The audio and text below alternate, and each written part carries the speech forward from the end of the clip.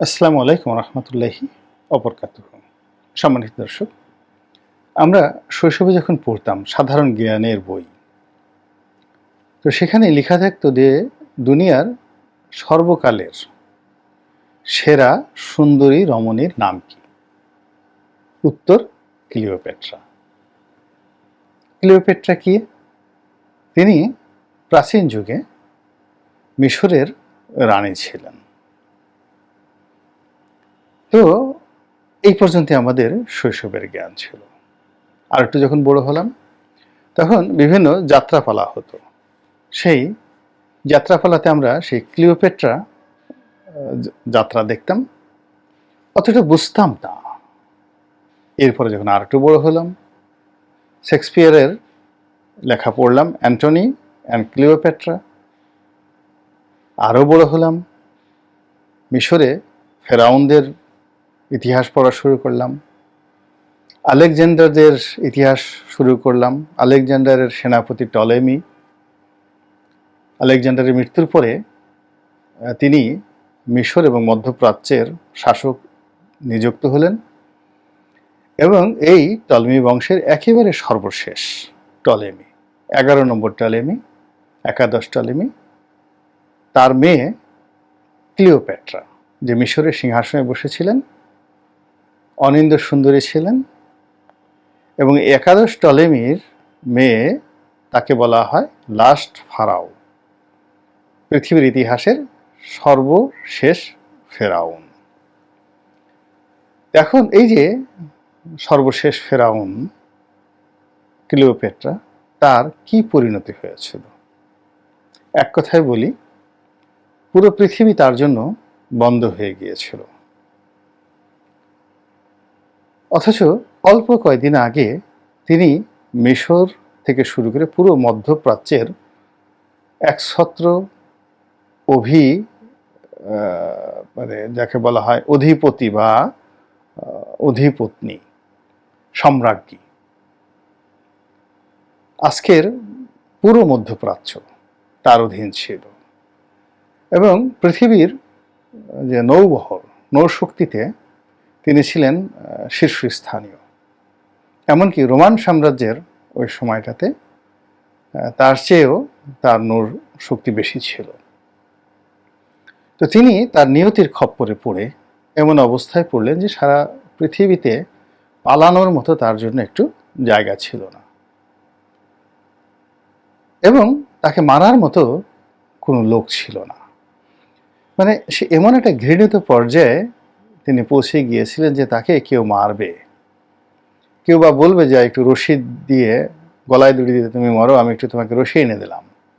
ঠিক এরকম অবস্থা তার জন্য ছিল না। ফলে একটি বিষধর সাপের এনে তিনি, তার বিশ্বস্ত দাসী দ্বারা একটা বিষধর সাপ এনে সেই সাপের ছোবল খেয়ে তাকে মরতে হয়েছে। কেন এরকম হলো তার এই পরিণতি? তার এই পরিণতির পেছনে ছিল তার লোভ, তার লালসা, তার অন্যায় এবং সিংহাসন দখল করার জন্য তার দেহ বিক্রি, সিংহাসন দখল করার জন্য তার ভাইকে হত্যা, তার বোনদেরকে হত্যা এবং অন্যায় এবং অপকর্মের সর্বোচ্চ জিনিসগুলো তিনি করে মিশরের সিংহাসনে বসেছেন। তো এই যে তার যে পরিণতি, এই পরিণতিটা শুরু হয়েছিল প্রথমত তার সৌন্দর্য থেকে। তিনি একাদশ টলেমির যে কয়জন কন্যা ছিলেন, সে কন্যার মধ্যে সবচেয়ে সেরা সুন্দরী ছিলেন। তো সুন্দরী হিসেবে হয়তো তার মধ্যে উগ্রতা ছিল, এবং তার যে ভাই সিংহাসনে বসেছিল দ্বাদশ টলেমি, তার চেয়ে বয়সে ছোট, এবং সিংহাসন দখল করার জন্য বোনদের মধ্যে প্রতিযোগিতা হয়ে গেল যে কে এই দ্বাদশ টলেমি তাকে বিয়ে করবে। তখন ভাই বোনের মধ্যে রাজদরবারে বিয়েটা সিদ্ধ ছিল, অর্থাৎ রাজ রক্ত রাখার জন্য তারা ভাই বোনের মধ্যে বিয়ে দিত। তো এরকম নাবালককে সিংহাসনে বসিয়ে মূলত অনেক সময় তার স্ত্রী, বোন, সে ক্ষমতা ভোগ করত। তো এই প্রাসাদ যে ষড়যন্ত্র হলো, এই ষড়যন্ত্রে ক্লিওপেট্রা তিনি পারলেন না, তিনি পরাজিত হলেন। তার অন্য বোন জিতে গেল এবং অন্য বোন তাকে মারার জন্য যখন তাকে খোঁজাখুঁজি আরম্ভ করলো, তখন তিনি পালিয়ে সৈন্য সামন্ত সহ দুর্গম সেই মরুভূমির মধ্যে চলে গেলেন এবং সেখানে তিনি বসবাস করছিলেন। ঠিক এই সময়টিতে তার বয়স কত হবে, বড় জোর 18, 19 বা 20 বছর। তো এই সময়টিতে রোমান সাম্রাজ্যে খুব গন্ডগোল শুরু হলো। রোমান সাম্রাজ্যের 3 জন খুব বিখ্যাত ব্যক্তি ছিলেন, ত্রয়ী। একজন ছিলেন জুলিয়াস সিজার, আর একজন ছিলেন মার্ক অ্যান্টনিও, আর একজন ছিলেন ক্রেসাস। এবং যিনি প্রধান ছিলেন, অর্থাৎ 4 জন ছিলেন, 3 জন ক্রেসাস, মার্ক অ্যান্টনিও, জুলিয়াস সিজার। এবং এদের নেতা ছিলেন যিনি পম্পে দ্য গ্রেট। বয়স তার বেশি ছিল এবং তিনি ছিলেন যেমনি মহৎ তেমনি যোগ্যতা সম্পন্ন এবং যুদ্ধের ময়দানে সবচেয়ে বীর। এই জন্য ইতিহাসে তাকে বলা হয় পম্পে দ্য গ্রেট। তো জুলিয়াস সিজার তার ক্ষমতা পাকাপোক্ত করার জন্য তিনি তার নিজের মেয়েকে এই বুড়া বয়স্ক, তার চেয়েও বয়স্ক এই পম্পের সঙ্গে বিয়ে দিয়েছিলেন। কিন্তু শেষ দিকে আসলে সেটি এই সম্পর্কটা আর রাখা যায়নি। জুলিয়াস সিজারের মেয়েটাও মারা যায়। আর জুলিয়াস সিজার যখন ফ্রান্স আক্রমণ করেন, জার্মানি দখল করেন, যেটাকে বিখ্যাত গলের যুদ্ধ বলা হয়, তো এটা তিনি যখন ফ্রান্সি কাজে ব্যস্ত ছিলেন, তখন তার বিরুদ্ধে বিরাট এক শক্তি গড়ে ওঠে রোমে এবং সেখানে পম্পের নেতৃত্বেই সবাই বিদ্রোহ করে। তো জুলিয়াস সিজার সদল বলে আসেন, এসে প্রথম তার যুদ্ধ হয় ক্রেসাসের সঙ্গে, ক্রেসাস পরাজিত হয়। এরপর তিনি রোমে ঢোকার পরে পম্পের সঙ্গে তার যে প্রাথমিক যুদ্ধে পম্পে পরাজিত হয়। এরপরে পম্পে পালিয়ে যায় গ্রিসে, সেখানে দ্বিতীয় দফা যুদ্ধ হয়। যুদ্ধ হওয়ার পর পম্পে পালিয়ে মিশরে চলে আসে এবং মিশর তখন রোমান সাম্রাজ্যের অধীন ছিল এবং সেখানে ওই যে দ্বাদশ টলেমি মানে ক্লিওপেট্রার যে ভাই, ছোট ভাই, তিনি তখন ক্ষমতায় ছিলেন। তো পম্পে যখন সেখানে মিশরে গিয়ে আশ্রয় নিল, তখন তিনি করলেন কি, পম্পেকে গ্রেপ্তার করলেন এবং জুলিয়াস সিজারকে খুশি করার জন্য সেই পম্পের মস্তক ছিন্ন করে প্রাসাদে রেখে দিলেন। তো যা হোক, জুলিয়াস সিজার পম্পের খোঁজে মিশরে এসে উপস্থিত হলেন এবং তিনি রাজপ্রাসাদে আছেন। তো তিনি এই বালক যে সম্রাট, তাকে দেখে খুব আশ্চর্য হলেন। সম্রাটের যে স্ত্রী, বয়স্ক স্ত্রী, একাদশ টলেমির মেয়ে, তার সঙ্গে কথাবার্তা বলেন, মন্ত্রীদের সাথে কথাবার্তা বললেন এবং বললেন যে আমি আসলে পম্পে আমার মেয়ের জামাই ছিলেন, তোমরা যে মেরেছ আমাকে খুশি করার জন্য আমি আসলে খুশি হয়নি, কাজটা অন্যায় হয়েছে। তো তিনি এতদিন যুদ্ধ করে কয়েকদিন একটু বিশ্রাম নিতে চাইলেন, তিনি প্রাসাদে অবস্থান করছিলেন। তখন তার বয়স 51 বছর আর ক্লিওপেট্রার বয়স তখন অলমোস্ট 21 থেকে 25 বছরের মধ্যে হবে। বুঝেন, বিশ্বের সেরা সুন্দরী। ক্লিওপেট্রা এই খবরটা পেয়ে গেলেন যে জুলিয়াস সিজার রাজপ্রাসাদে আছে। তখন তিনি একটা ঝুঁকি নিলেন। ঝুঁকি নিয়ে সেই রাজপ্রাসাদে খুব কৌশল করে তিনি ঢুকে গেলেন, যেটি ইতিহাসবিদরা বলেন যে একটি কার্পেটের মধ্যে তিনি নিজেকে আবৃত করলেন এবং সেই কার্পেটটি জুলিয়াস সিজারকে উপহার দেওয়ার কথা বলে রাজপ্রাসাদে সেই কার্পেটটিকে ঢুকিয়ে দেওয়া হলো এবং জুলিয়াস সিজারের সামনে যখন সেই কার্পেটটা খোলা হলো, সেখান থেকে ক্লিওপেট্রা বের হয়ে আসলেন এবং ক্লিওপেট্রাকে প্রথম দর্শনে দেখেই এই 51 বছর বয়স্ক সে প্রেমে পড়ে গেলেন। তার কাহিনী, পরের কাহিনী আমরা সবাই জানি। এবং এই বুড়োর প্রেমে পড়ে বুড়োরও জীবন শেষ, আর ক্লিওপেট্রাও এই 25 বছর বয়সে রোমান সাম্রাজ্যের পৃথিবীর 1 নম্বর ব্যক্তিকে তার বাহুবন্ধনে পেয়ে তিনিও পাগলামো শুরু করলেন। ফলে তার সেই পাগলামোর ফলে তার মধ্যে অনেক অত্যাচার শুরু হলো, অনেক পাগলামো শুরু হলো এবং এই যে পুরো রোমান সাম্রাজ্য এবং মিশরীয় সাম্রাজ্যে বিশৃঙ্খলা দেখা দিল।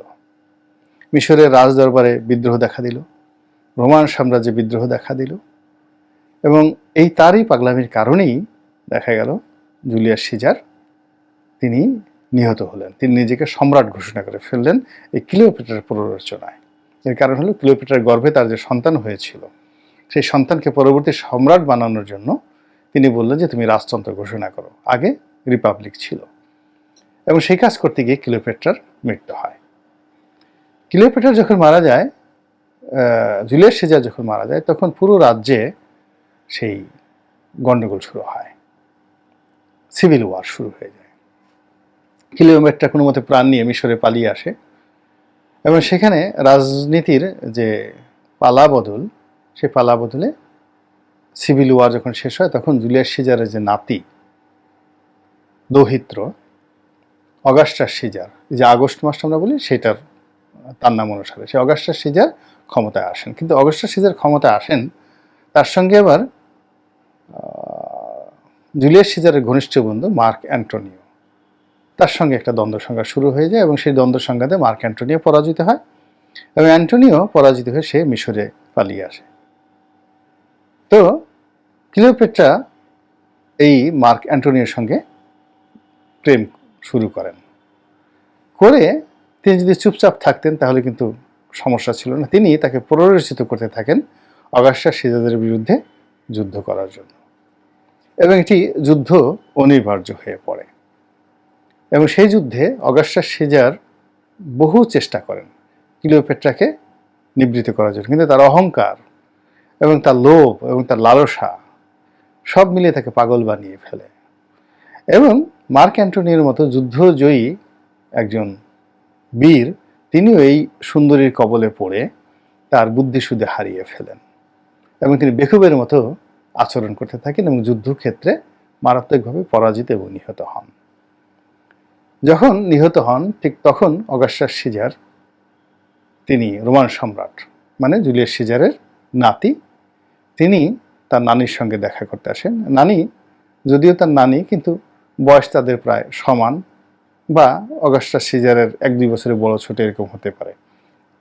তো তিনি এসে নানির রূপ দেখে পাগল হয়ে যান আর কি, যে এত সুন্দরী নানি। যা হোক, সিনেমায় যেভাবে দেখানো হয়েছে ঘটনা কিন্তু সেভাবে নয়। সিনেমায় যেভাবে দেখানো হয়েছে যে অগাস্টাস সিজার তাকে বিয়ের প্রস্তাব দিয়েছিলেন, কিন্তু তিনি সেটা নেননি। তিনি মার্ক অ্যান্টোনিও বা জুলিয়াস সিজার এদেরকেই তিনি পছন্দ করে তিনি মৃত্যুকে বেছে নিয়েছেন, কিন্তু ঘটনা তা নয়। এর কারণ হলো অগাস্টাস সিজার তাকে বন্দি করে, শিকলবন্দি করে তাকে নিয়ে যাওয়ার জন্য এসেছেন, যে তিনি নিজের হাতে তাকে বন্দি করে শাস্তি দেবেন। তো তিনি জুলিয়াস সিজার স্ত্রী হিসেবে যখন রোমে গিয়েছিলেন, তখন তাকে যে সংবর্ধনা দেওয়া হয়েছিল, সমস্ত রোমান নাগরিক, 10 লাখ রোমান নাগরিক ওই সময়টাতে রাস্তায় নেমে এসে তাকে সংবর্ধনা দিয়েছিল, তাকে এবং তার ছেলেকে। তো সেই ক্লিওপেট্রা এখন সম্রাটের হাতে বন্দী হয়ে তিনি আবার সেই রোম নগরীতে যাবেন যুদ্ধবন্দী হিসাবে, এই কথা কল্পনা করার সঙ্গে সঙ্গে তিনি অস্থির হয়ে পড়ছিলেন। তিনি পালানোর চেষ্টা করলেন, চিন্তা ভাবনা করলেন, এবং তিনি দেখলেন যে মিশর এবং তার অধীনস্থ যে উত্তর আফ্রিকা যে এলাকাগুলো রয়েছে, মরুভূমি রয়েছে, তার পালানোর কোনো জায়গা নেই।